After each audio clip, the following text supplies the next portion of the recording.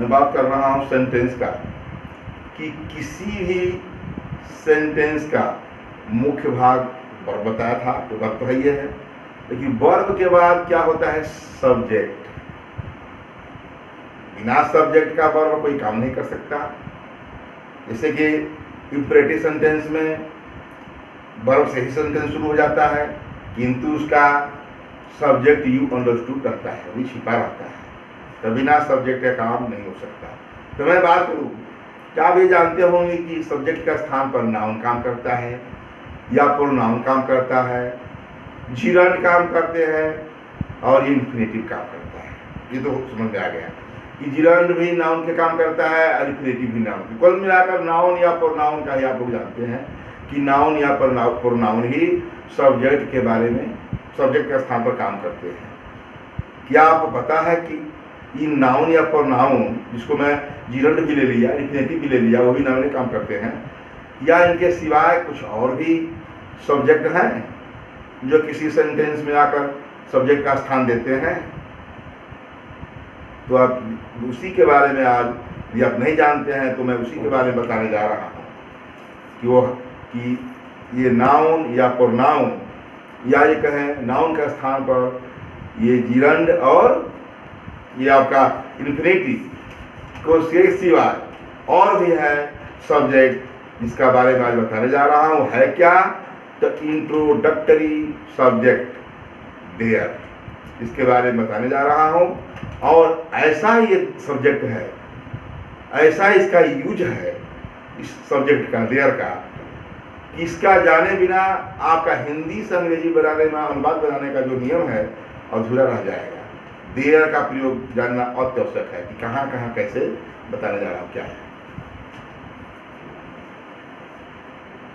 Use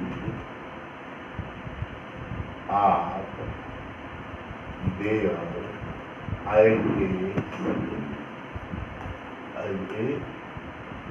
subject. याद रहे, हिंदी से अंग्रेजी अनुवाद बनाते समय इनका यूज जो है अत्यावश्यक है, इसका जानकारी अत्यावश्यक होनी चाहिए हिंदी से अंग्रेजी बनाने में, क्योंकि ट्रांसलेशन जो है भाई हिंदी में हम लोग का जो बात बोला जाता है इंग्लिश में बनाना है। तो टेंस तो हम पढ़ लेते हैं, 80 पढ़ लेते हैं, मेरे से नहीं जान जाते हैं। ये कुछ ऐसी चीज़ें होती हैं जो कि उन सबसे परे है। तो इसीलिए यहाँ यूज ऑफ देयर के बारे में बात हो रही है। तो इसके बारे में बात कर बता दूं क्या है देयर के बारे में। ऐसे वाक्य जिसमें किसी कार्य का न होना पाया जाए, ऐसा भी सेंटेंस होता है जिसमें कोई कार्य न हो, अर्थात किसी सेंटेंस में एक्शन वर्ब न हो। जैसे वह पत्र लिखता है तो जाने एक्शन हो रहा है। तो ऐसे सब वाक्य, ऐसे हिंदी वाक्य इसलिए बोला हिंदी से अंग्रेजी बनाना है, ऐसे वाक्य इसमें कोई एक्शन वर्ब न हो और उसमें क्या हो, तो किसी नाउन या प्रोनाउन की स्थिति बताई जाए। एक्शन वर्ब तो ना हो, लेकिन किसी नाउन या प्रोनाउन की स्थिति बताई जाए। अर्थात स्थिति का, इसका मतलब अर्थात ये बताया जाए कि वह नाउन या प्रोनाउन उपस्थित है, उपस्थित था या उपस्थित होगा। देखिए तीनों टेंस हो गया, प्रेजेंट, पास्ट, फ्यूचर। वह नाउन या प्रोनाउन उपस्थित, किसी स्थान की सर्च हो रहा है, किसी स्थान पर उपस्थित है या उपस्थित था या उपस्थित होगा। हो गया प्रेजेंट, पास्ट, फ्यूचर। ठीक, तो ऐसी दशा में हम क्या करते हैं, सब्जेक्ट के रूप में देयर का प्रयोग करते हैं, जिसको हम इंट्रोडक्टरी सब्जेक्ट भी कहते हैं। परिचायक करता या परिचय देता है, परिचय करता होता है। और याद रहे इनके साथ कौन कौन से वर्ब आते हैं, कैसा वर्ब प्रयोग किया जाता है। याद रहे टी टू बी का मतलब इज, आर, एम, वाज हो गया। अभी इन ही वर्ब का प्रयोग किया जाता है। प्रेजेंट में इज, आर, एम होगा और पास्ट में वाज, वेयर होगा और फ्यूचर में शैल बी या विल बी का प्रयोग होगा। तो बात करते हैं, पहले इसके बारे में मैंने समझा दिया क्या है। अब देखिए जब किसी वाक्य से कार्य से किसी कार्य का न होना पाया जाए, किसी कार्य का न होना पाया जाए, न होना पाया जाए, या अर्थात इसका मतलब क्या हुआ? अर्थात एक्शन वर्ब न हो, एक्शन वर्ब न हो। एक्शन वर्ब बता दिया हूं, राइट है, ये रीड है, ये सब क्या है? ये एक्शन वर्ब है। प्ले है, जो भी कुछ कहिए, ये एक्शन वर्ब है। क्या है? Action verb.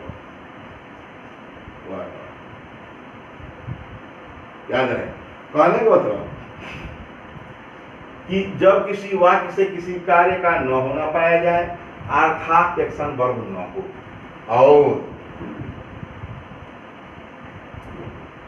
किसी नाउन या प्रोनाउन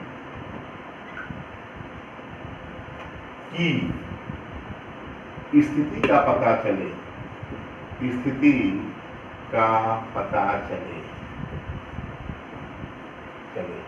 पता चले। क्या कहा? और किसी नाउन या प्रनाउन की स्थिति का पता चले इस वाक्य में, अर्थात इसका मतलब खुल के नहीं, ये तो हो गया कि एक्शन वर्ब ना हो पाया जाए, अर्थात एक्शन वर्ब ना हो तो किसी और जुड़ा गया, किसी नाउन या प्रोनाउन की स्थिति का पता चले, अर्थात किसी नाउन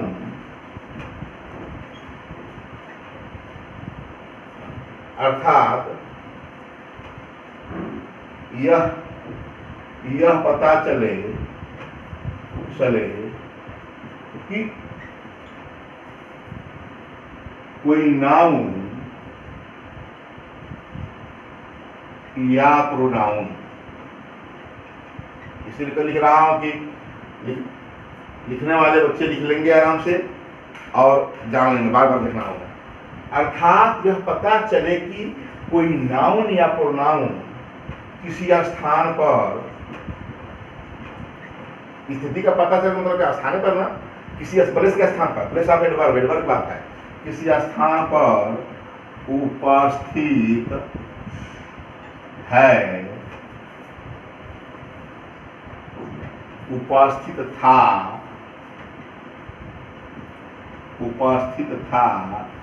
या उपस्थित होगा,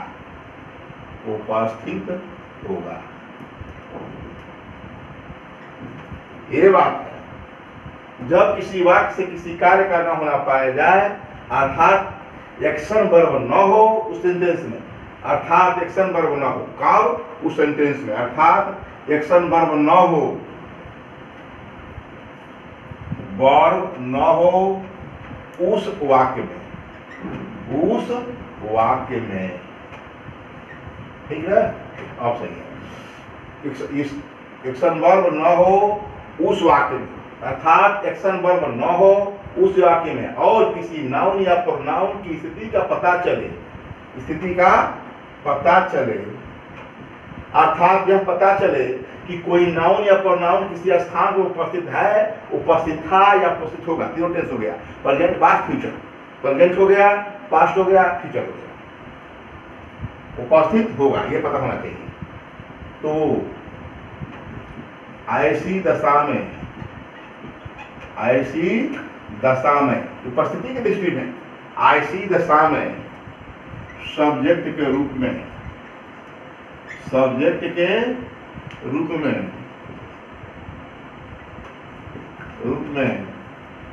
उस सेंटेंस या वाक्य, सब्जेक्ट के रूप में उस सेंटेंस पढ़ ही रहे हैं, रूप में देयर का प्रयोग करते हैं, देयर का प्रयोग करते हैं। हो गया? और बात करूं, देयर है क्या? देयर को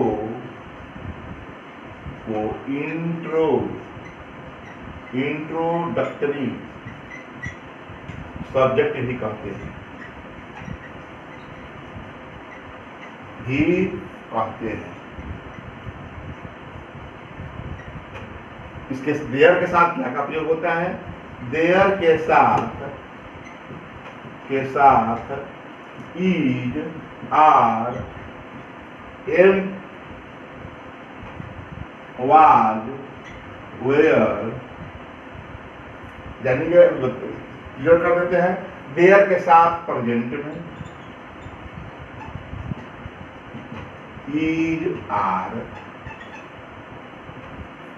पास्ट में वाज, वेयर तथा फ्यूचर में शैल बी, विल बी का प्रयोग करते हैं, बता दिया है। क्या होता है? देयर के साथ प्रेजेंट में इज, आर, एम भी होता है, इज, आर, एम।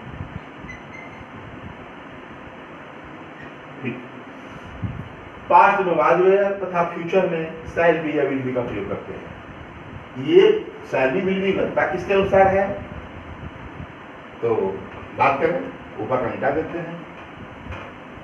ये शैल बी, विल बी, ये चाहे इज, आर, एम का प्रयोग होता क्या है? तो इन वर्ब्स का प्रयोग, इन हेल्पिंग वर्ब कहते हैं इसको, हेल्पिंग वर्ब का प्रयोग इसके अनुसार होता है। उन नाउन्स को या प्रोनाउंस के अकॉर्डिंग होता है, के अनुसार होता है।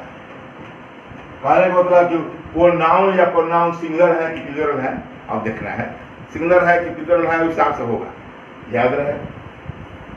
एक बात बता दें, दो इसके लिए बताइए। ये तो हो गया। इसके बारे में बात ये कर रहे हैं कि यदि नाउन काउंटेबल है, नाउन काउंटेबल होता है, अनकाउंटेबल होता है, जो गिना जा सके और जो न गिना जा सके। अब तो नाउन से ही प्रोनाउन बनना है, तो नाउन काउंटेबल तो प्रोनाउन भी काउंटेबल। यदि नाउन, चलिए प्रोनाउन भी लेते हैं, इसीलिए कि नाउन और प्रोनाउन दोनों ही, सी, इट तो गिना जा सकता है ना, अकेले है।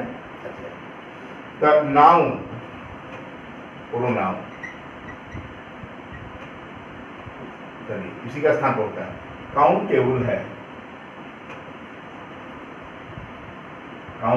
है, तब तो is, are, am, was, were, ठीक, शैल बी, विल बी,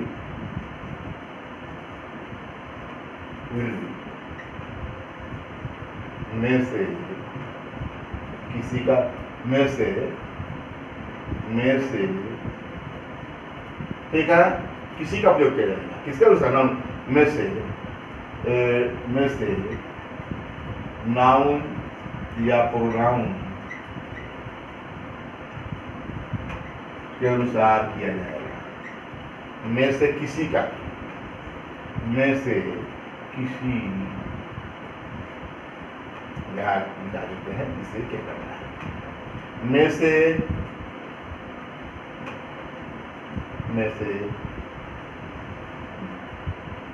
से यूज होता है, ठीक हो गया। यदि काउंटेबल है तो इसी में से कोई उपयोग होगा। अब क्या है, कुछ बात है, दूसरा है, इसे नहीं दे रहा हूं, यहाँ पर सही बनाना है। दूसरा क्या है? अनकाउंटेबल है तो अनकाउंटेबल होने पर क्या करना है?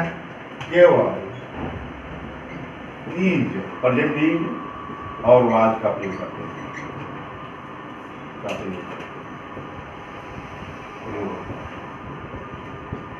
ये दो रूल है। और बात करते हैं। नाम दो नियम है, अभी अभी समझ आएगा, जितना मैं लिखा हूं अभी अभी समझा दूंगा। पहले तो मैं बताया कि देर प्रयोग होता कहाँ है, जहां की वर्ब एक्शन देना हो। इसे देखो, लड़के बागीचे में है, बागीचे में है, हो गया। अब तक कुछ नहीं बताया, अब तक तो मैं बता दिया कि होता कहाँ है। लड़के बागीचे में है, बागीचा क्या है? स्थान है। क्या है? स्थान। एडवर्ब ऑफ प्लेस है, एडवर्ब ऑफ प्लेस है। लड़के हैं, यही नाउन है, नाउन है, नाउन को ये नाउन की नाउन है। में है बिंदु, इसी लड़के हैं बहुवचन है, हिंदी में है पर बिंदु होता है। आप क्या लिखेंगे? The boys are in garden. भाई इसमें एक्शन तो नहीं हो रहा है, लड़के पढ़ते हैं, लड़के दौड़ते हैं, तब अच्छा है, वो तो हो नहीं रहा है। इसमें क्या है? लड़के बागीचे में हैं, तो लड़के बागीचे में है, उपस्थित होने की बात कर रहा है, या लड़के बागीचे में नहीं है, या लड़के बागीचे में है, यही हो सकता है। तो क्या होगा? लड़के के लिए द बॉयज, देयर आर, इस लड़के के अनुसार यार लगा। मैं बताया हूं कि इनके अनुसार इज आर एन का प्रयोग इनके अनुसार लगाना है। मैंने बता दिया कि इनके अनुसार लगेगा, जैसे ये लड़के हैं तो आर बहुवचन है तो बहुवचन लगेगा, मतलब प्लूरल है तो फिर लड़के प्लूरल है, तो देयर आर बॉयज कहाँ? In the garden, in the garden, in the garden. ये बताइए, there are boys in the garden, are लगा बॉयज के अनुसार, ये गिनती वाला है, काउंटेबल है, गिन सकते हैं लड़कों को, इसलिए देखिए आर लग गया। There are boys in the garden, बगीचे में लड़के हैं, क्लियर हो गया। और ये बागीचा क्या है? प्लेस है, प्लेस ऑफ एडवर्ब है, ठीक। तो इस स्थान पर लड़कों के उपस्थित होने की बात की जा रही है। क्या की जा रही है? कि लड़के बागीचे में हैं, मतलब उस स्थान पर लड़कों को उपस्थिति है, नहीं भी उपस्थित हो सकते हैं। देखिए, देयर आर, मैं कहूं कि लड़के बागीचे में नहीं है,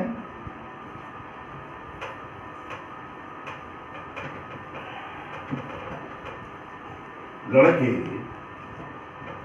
बागीचे में नहीं है, तो क्या कहा गया? उपस्थित होने या न होने। क्या कहा गया? कि व्यक्ति उपस्थित है या नहीं है, मतलब मैं वहां लिख दिया था कि है, था या होगा। या भी जानिए कि उपस्थित है या नहीं है, यह भी हो सकता है, उपस्थित है या नहीं है, दोनों बात होगा, कोई चिंता नहीं है। तो लड़के बागीचे में नहीं है, तो there are not boys in the garden. ये हो गया, there are not boys in the garden. मैं आग लगा दिया इन लोग आज को देखकर। और मैं बात करूं कि एक लड़का बागीचे में है, दूसरा एग्जाम्पल हो गया ना, ये पहला था, इसी को मैं लेता हूं। एक लड़का विद्यालय में, एक लड़का विद्यालय में है, ये कह दिया में है, तो विद्यालय क्या है? स्थान है। तो क्या होगा? देयर। ये बताइए, एक लड़का है तो इज लगेगा इसके अनुसार, ये हुआ है, देयर इज ए बॉय, यही नाउन है, इसी नाउन की उपस्थिति बताए विद्यालय में, तो there is a boy in the school, ठीक। There is a boy in the school.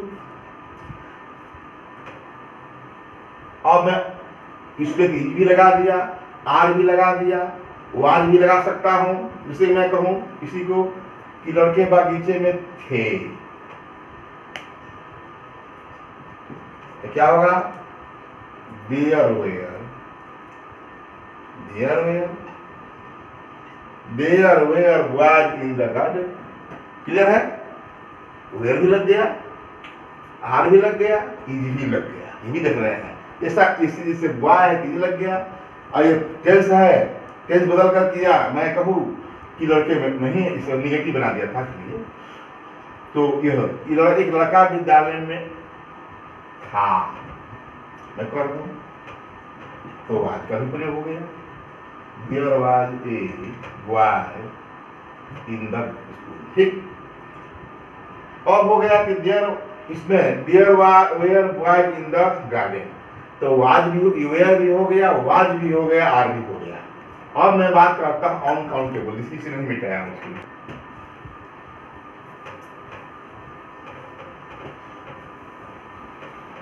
अब अनकाउंटेबल के बारे में बात करते हैं। ये मुख्य है अनकाउंटेबल। जैसे कुएं में पानी है, कुएं में पानी है, क्या कहेंगे? There is water. ये बताइए, कुआं स्थान है ना, हमें पानी है, पानी बता बात हो रहा है, यही नाउन है। क्या ये नाउन है? There is water in the way, हो गया। पानी हम गिन नहीं सकते, तो there is water in the way. इस प्रकार यहाँ इज लगेगा, कुएं में पानी था, कुएं में पानी था, क्या होगा? There was water in the way. इस प्रकार मैं बता दिया कौन काउंटेबल में इज और आज, इज और वाज का प्रयोग होता है, और उस तरफ का इसी का जा सकता है। और मैं देयर का तो बता दिया देयर का प्रयोग कैसे होता है। और मैं बात करता हूं कि देयर के बारे में रूल दूसरा है कि मैं बताया कि लाई, लीव, कुछ वर्ब जैसे एक्शन वर्ब कहिए, एक्शन वर्ब जैसे एक्शन वर्ब जैसे लीव, रूल, और क्या? लीव, रूल, और एक होता है रेन के साथ भी देयर का प्रयोग होता है।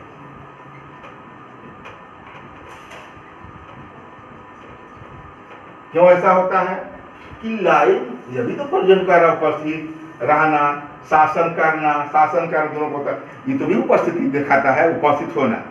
इसीलिए देखिए इनके साथ क्या होता है? देयर का प्रयोग होता है। जैसे किसी जंगल में कोई शेर रहता था, किसी जंगल में, कथा इसी तरह शुरू होती है, किसी जंगल में कोई शेर रहता था, कोई शेर रहता था, तो क्या कहेंगे? There lived a lion in a forest।